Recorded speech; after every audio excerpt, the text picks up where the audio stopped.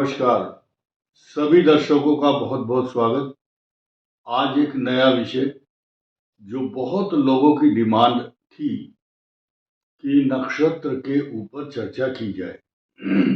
नक्षत्र पर चर्चा होगी, विस्तार से होगी, लेकिन जिन लोगों को नक्षत्र का ज्ञान नहीं है कि मेरा नक्षत्र कौन सा है, वो अपना देख लें कुंडली के आधार पर या गूगल में चेक करें।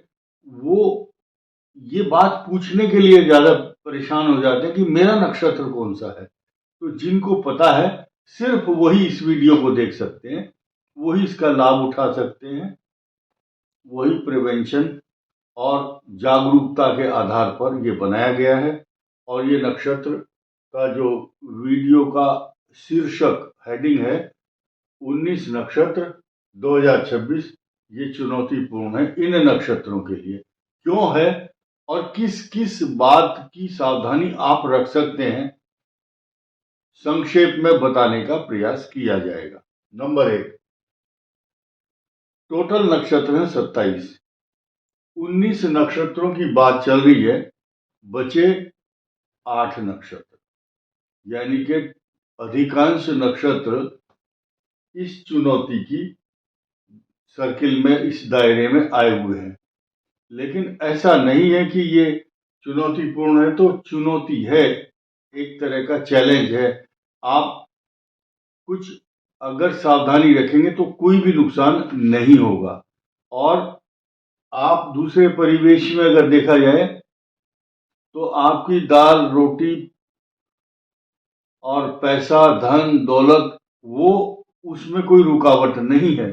कुछ मामलों में कष्ट हो सकता है या चुनौती हो सकती है। पैसा किसी का नहीं रुकेगा, जिसके पास आना है वो आएगा ही आएगा। इसका धन दौलत और आपकी समृद्धि से कोई लेना देना नहीं है। सिर्फ कुछ बातें हैं जो आपके मार्ग में बाधा उपस्थित कर सकती हैं। अब वो नक्षत्र कौन से हैं मैं आपको बताऊंगा। सीक्वेंस क्या होता है ज्योतिष शास्त्र में? आ चम भो रा वृष बु के शु। आदित्य, चंद्र, भौ मैंने मंगल, आचम भो रा, रा का मतलब राहु, बृहस्पति, शनि, बुध, केतु और शुक्र। ये महादशाओं का सीक्वेंस है जो कि नक्षत्रों के आधार पर चलता है या बनाया जाता है या नियम है। इस तरह से महादशाओं के हम निर्णय करते हैं। अब सबसे पहले बात करेंगे आदित्य की। आदित्य का मतलब है सूर्य। सूर्य के नक्षत्र कौन कौन से हैं ध्यान दीजिए। पहला है कृत्तिका नक्षत्र। अब कृत्तिका यहां भी है मेष में और वृषभ के अंदर भी है। यहां कृत्तिका नक्षत्र का सिर्फ केवल एक चरण लिया जाएगा, बाकी 3 चरण यहां पर विद्यमान है। वृषभ राशि यानी कि सूर्य का जो नक्षत्र है, इस नक्षत्र के लिए, क्योंकि यहां से अगर काउंट करेंगे, यहां से काउंटिंग उसकी की जाएगी जहां पर शनि विद्यमान है। तो उस दृष्टि से इस कृत्तिका नक्षत्र के लिए ये पूरा वर्ष चुनौतीपूर्ण रहने वाला है। काउंटिंग करके मैं आपके सामने सारी बातें करूंगा, एक गणित लगाऊंगा तो बहुत समय लग जाएगा। तो कृत्तिका नक्षत्र हो गया सूर्य का। उसके बाद है चंद्रमा का नक्षत्र। लेकिन मैं अभी और थोड़ा खुलासा करूं, ये कृत्तिका नक्षत्र सूर्य का हुआ। और दूसरा सूर्य का नक्षत्र कौन सा है? यह है उत्तराषाढ़ा। और तीसरा है उत्तरा फाल्गुनी।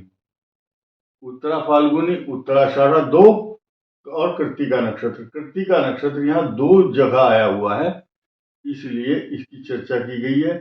यहाँ 2 जगह आने का मतलब नहीं है, क्योंकि इसका जो हिस्सा है बाकी मकर राशि में चला गया, तो उत्तराषाढ़ा भी सूर्य का ही है। और यहाँ उत्तरा फाल्गुनी सिंह राशि का भी उत्तरा फाल्गुनी है, ये सूर्य का है, ये ध्यान दीजिए। अब चंद्रमा के नक्षत्र पर आते हैं। और बीच में कोई त्रुटि अगर हो जाए तो दर्शकों से निवेदन है तो उसको आप खुद ही समझ लिया करो कि ये गलती हो चुकी है, तो आप उसको सुधार कर लेना। आप बुद्धिमान लोग हैं बहुत। चंद्रमा के नक्षत्र पर आइए। चंद्रमा का नक्षत्र सिर्फ यहाँ पर रोहिणी है। और रोहिणी नक्षत्र चंद्रमा का है। ये भी कष्टकारक इसलिए है क्योंकि इस नक्षत्र से राहु का जो नक्षत्र है ये शतभिषा, इसकी जो काउंटिंग है इसके लिए अच्छा परिणाम नहीं देगी 26 दिसंबर, नोट कीजिए 2026 में दिसंबर तक। और उसके बाद आता है, अब चंद्रमा का नक्षत्र और कहीं नहीं है, या तो यहां आ सकता था या इधर, अब नहीं है, सिर्फ वृषभ राशि के लिए है। अब आया मंगल का नक्षत्र। मंगल का नक्षत्र इधर है, या मृगशिरा। उसके बाद मंगल का नक्षत्र कहाँ मिलेगा आपको बताता हूं, कहीं नहीं है, इधर नहीं है, इधर भी नहीं है, इधर यहाँ धनिष्ठा नक्षत्र है। देखिए ये मंगल का है, मंगल का नक्षत्र धनिष्ठा, यानी कि यहां से सेकंड भाव में है शनि का नक्षत्र जो ट्रांजिट है, और इस पर खुद राहु अभी चल रहा मंगल के नक्षत्र पर, धनिष्ठा वाली राशि पर। और इधर नहीं है, इधर नहीं है, यहां भी नहीं, यानी कि दो नक्षत्र है मंगल के, मृगशीर और धनिष्ठा। मंगल को क्लियर किया हमने, ये दोनों चुनौतीपूर्ण रहेंगे 2026 में। अब तीसरा आया, चौथा राहु। राहु के नक्षत्र देखते हैं, यहां नहीं है, इधर भी नहीं, यहां भी नहीं है, और राहु का नक्षत्र आया ये शतभिषा। ये चुनौतीपूर्ण क्यों, क्योंकि यहाँ पर राहु भी है, यहाँ से सप्तम केतु भी रहेगा, और सेकंड हाउस में शनि का नक्षत्र, शनि जिस नक्षत्र पर है यहां से वो सेकंड हाउस है वो राशि। और राहु का नक्षत्र इधर नहीं मिलेगा, यहां भी नहीं मिलेगा, सिर्फ एक शतभिषा नक्षत्र है, बाकी दो नक्षत्र है और है स्वाति और आर्द्रा, उनको टेंशन लेने की जरूरत नहीं है। अब देखिए आया बृहस्पति का नक्षत्र। बृहस्पति नक्षत्र यहां नहीं है, इधर नहीं है, यहां है, पूर्वा भाद्रपद दो जगह आया हुआ है। अब यानी कि गंगा गए गंगादास, इधर जाए तो परेशानी, इधर जाएंगे तो भी परेशानी, पूर्वा भाद्रपद, ये मारीच की तरह से। अब ये इसके लिए दोनों तरफ से मुसीबत है। मारीच कहता है रावण से भी डर लगता है, और राम जी के धनुष का जो बाण है उससे भी डर लगता है। तो पूर्वा भाद्रपद, मीन राशि वाला जो पूर्वा भाद्रपद है ये अपनी ही राशि पर होगा, कष्ट यही होगा क्योंकि ये इसकी खुद की राशि है। ये कुंभ राशि वाला जो पूर्वा भाद्रपद है ये ज्यादा हानिकारक नहीं है। बाकी बृहस्पति का नक्षत्र एक और है यहाँ पर, विशाखा, और नहीं मिलेगा, सिर्फ ये पूर्वा भाद्रपद दो जगह अलग अलग, यहाँ 3 चरण और यहाँ पर 1 चरण। ये कष्ट उतरता हुआ कष्ट है, ये ज्यादा घातक नहीं है, ये घातक है क्योंकि ये कष्टकारक है। और ये विशाखा नक्षत्र बृहस्पति का है। यहां से काउंट करेंगे तो राहु के नक्षत्र चतुर्थ भाव ये राशि है, और इसकी जो काउंटिंग है वृश्चिक के लिए अच्छे सकारात्मक भाव नहीं कही जा सकती। अब आया शनि का नक्षत्र। शनि के नक्षत्र यहां नहीं है, यहां भी नहीं है, इधर है उत्तरा भाद्रपद, यहां से 12th राहु है, और शनि का नक्षत्र यहां पर बिल्कुल नहीं है। शनि का नक्षत्र यहां नहीं है, शनि का नक्षत्र यहां पर है धनुष्ठा नक्षत्र, अनुराधा, अनुराधा, और इधर बिल्कुल नहीं है। तो ये दो नक्षत्र अनुराधा और उत्तरा भाद्रपद, शनि इनका लॉर्ड है, इनके लिए जो अशांति का कारण रहेगा 2026, यानी कि टिकाऊ नहीं है इस समय इनकी जो स्थिति है। कई प्रकार की योजनाएं, कई प्रकार की अशांति और पारिवारिक कुछ उलझने रहेंगी, ऐसा ग्रह बता रहे हैं। शनि के बाद आता है बुध।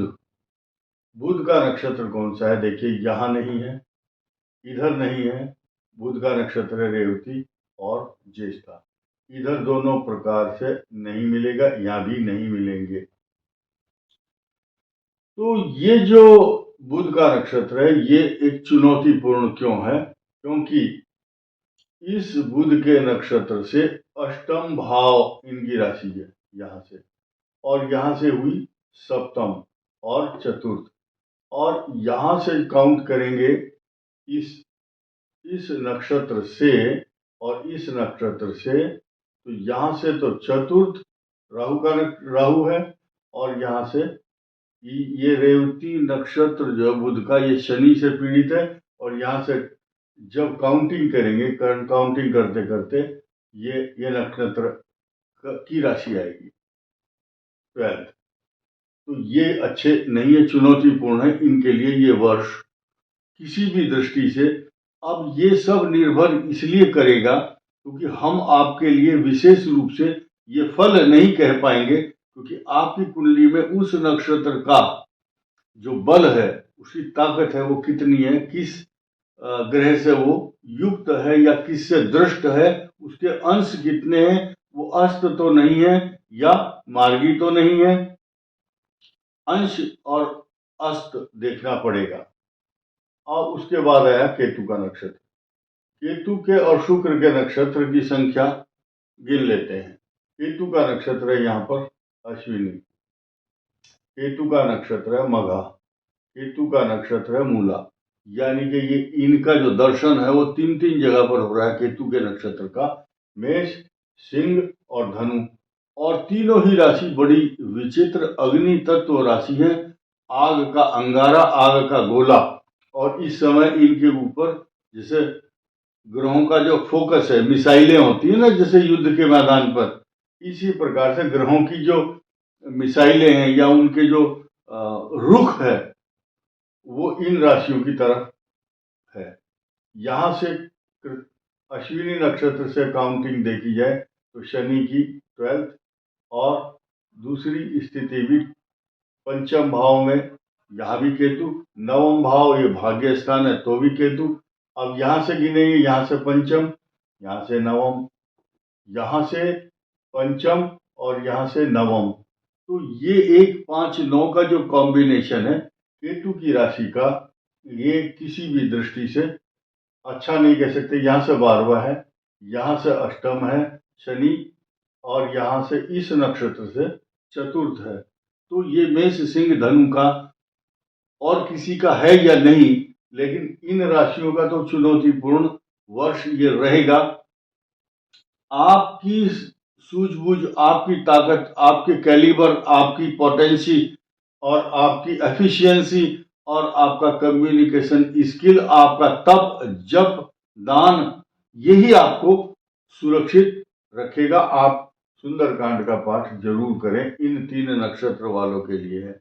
और गरीबों को समय समय पर या जरूरतमंद लोगों को अन्न का दान और वस्त्र, पुराने चप्पल, जूते, कंबल, कोट, स्वेटर, कोई रात को 10 बजे निकल जाओ तो पता चलेगा सर्दी में कौन ठिठुर रहा है, उसको आप जरूर दें, आपके लिए शुभ होगा। अब लास्ट नक्षत्र आ गया हमारा शुक्र का। अब शुक्र का नक्षत्र देखिए भरणी, भरणी नक्षत्र है, और शुक्र के नक्षत्र यहाँ नहीं है, यहाँ बिल्कुल नहीं है, और यहाँ है।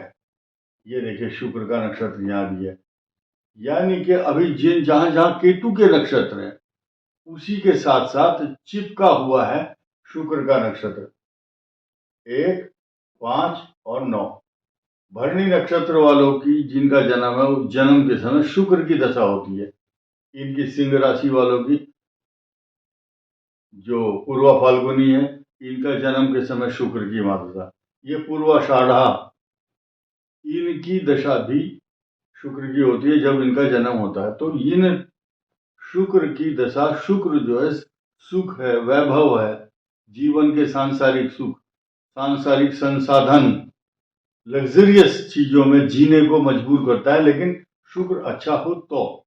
लेकिन इस वर्ष आपके जो समीकरण है, इस भरणी नक्षत्र से शनि की काउंटिंग सही नहीं है, और ये शनि का नक्षत्र यहाँ पर, यहाँ से ये अष्टम पड़ता है, और भरणी नक्षत्र से पंचम, अगर पूर्व फाल्गुनी को देखें तो यहाँ पर इस समय केतु गोचर में है, और यहाँ से राहु गोचर में 11th हाउस में कभी कभी आपकी जो आमदनी का जरिया है, रिसोर्सेज ऑफ इनकम है, उसमें ब्रेकडाउन लगवाता है।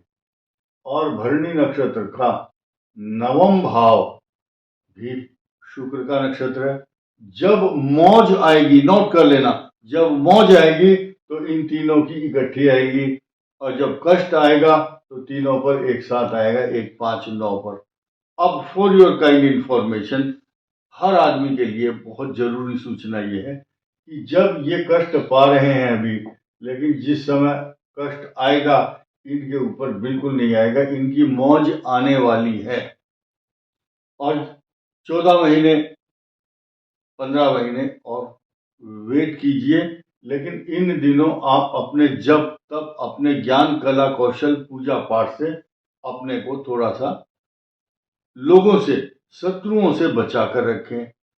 कुछ ऐसा काम ना करें जिससे आपकी छवि को धक्का पहुंचता है।